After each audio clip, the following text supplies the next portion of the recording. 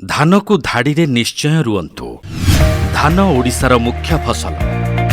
आम राज्य खरीफ ऋतुरे प्राय 36 लाख हेक्टर जमी रे धान चाष करा जाइथाय। एथिमध्यरु प्राय अधा अधि अर्थात 18 लाख हेक्टर जमी रे रुआ धान चाष हेउथिबा स्थळे 18 लाख हेक्टर जमी रे बुणा धान चाष होइथाय।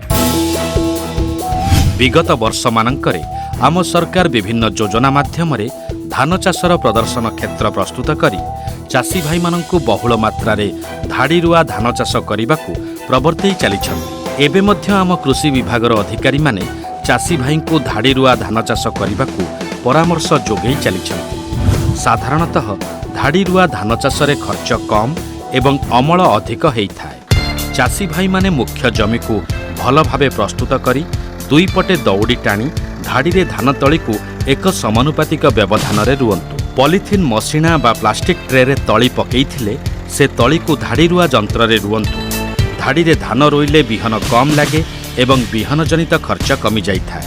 धाड़ी रे धान रोइबा द्वारा कृषि श्रमिक कम दरकार पड़ती एवं तज्जनित खर्च मध्य कम हुए। फसल रे वायु और आलोक सठिक भाव चलप्रचल करे जहाद्वारा रोगपोक कम लागंती एवं गछर वृद्धि भल हेबा सांगकु बुदारे पिल संख्यारे मध्य वृद्धि घटिथाय।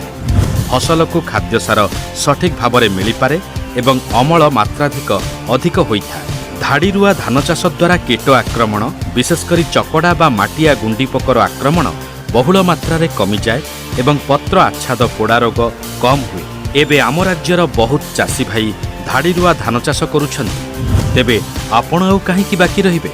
आसंतु आमे समस्ते धाड़ी रुआ धान चाष करी अधिक धान अमल करिबा।